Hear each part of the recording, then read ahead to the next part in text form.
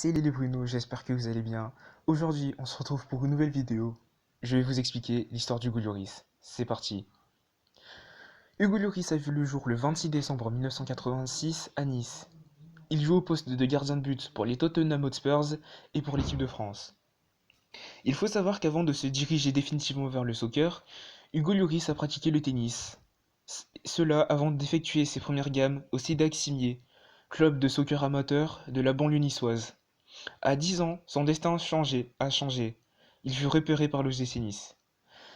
Il joue son premier match pro le 26 octobre 2005 avec Nice contre Châteauroux en Coupe de la Ligue, avec un succès sur le score de 2-0.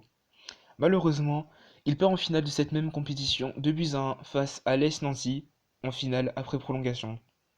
En 2008, il fut transféré à l'Olympique Lyonnais et fut présenté le 2 juin 2008 à ses supporters.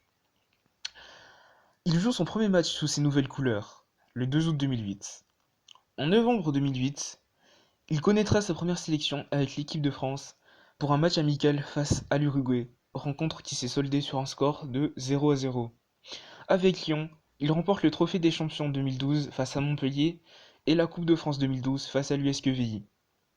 En août 2012, il signe en faveur du club londonien des Spurs de Tottenham. Il dispute sa première rencontre avec Tottenham le 20 septembre 2012 en Europa League face à la Lazio Rome, rencontre qui s'est également soldée sur un score de 0-0.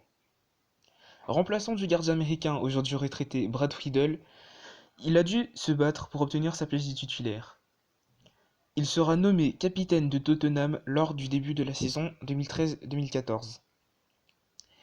Hugo Lloris disputa sa première compétition, avec l'équipe de France lors de la Coupe du Monde 2010. Coupe du Monde 2010 qui s'est très mal passée, où la France fut éliminée dès le premier tour, notamment avec la célèbre affaire Naïsna. Suite à cette affaire, Hugo Lloris fut nommé capitaine de l'équipe de France par Raymond Domenech. Ensuite, il dispute l'Euro 2012, qui cette fois-ci s'est mieux passé avec l'équipe de France. Malheureusement, ils doivent s'incliner 2-0 en quart de finale face à l'équipe d'Espagne. Hugo Lloris a disputé également la Coupe du Monde 2014 avec l'équipe de France. Il a fait une très belle Coupe du Monde comme l'équipe de France. Ils iront jusqu'en quart de finale avant de s'incliner 1-0 face à l'Allemagne, future championne du monde à ce moment-là. Ensuite, il dispute l'Euro 2016 avec l'équipe de France. Malheureusement, ils perdront l'Euro 2016 en finale 1-0 après prolongation face à l'équipe du Portugal, et ça malgré une très très belle performance de l'équipe de France tout au long de cette compétition. Ensuite, il dispute la Coupe du Monde 2018 en Russie avec l'équipe de France. Cette compétition le verra remporter son premier trophée avec l'équipe de France, Coupe du Monde durant laquelle il fut une nouvelle fois auteur d'une très belle compétition, lui ainsi que ses coéquipiers. Ils iront en finale et la remporteront 4-2 face à l'équipe de Croatie. Très belle Coupe du Monde de l'équipe de France. Franchement, c'est l'un des plus beaux moments que j'ai vécu, personnellement. Enfin, le plus beau moment qu'on ait vécu en tant que Français. Et il a été décisif tout au long de cette compétition, tout comme ses coéquipiers. Hugo Lloris, avec Tottenham, c'est une finale de Coupe de la Ligue 2015, perdue 2-0 face à Chelsea. Une finale de la Ligue des Champions, perdue 2-0 face à Liverpool. En équipe de France, c'est une finale de l'Euro 2016 et une victoire en Coupe du Monde 2018.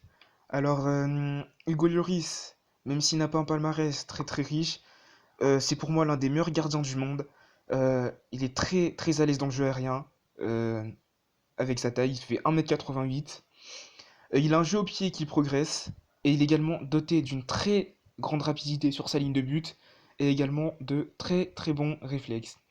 C'est la fin de cette vidéo. J'espère qu'elle vous aura plu. Je tiens à remercier Loris Family Life. Je vous mettrai son Instagram en description. Vous pouvez aller la suivre. Elle a un très très joli compte. Et je voulais la remercier parce qu'elle m'a grandement aidé pour l'écriture de la vidéo. Et j'espère qu'elle vous aura plu.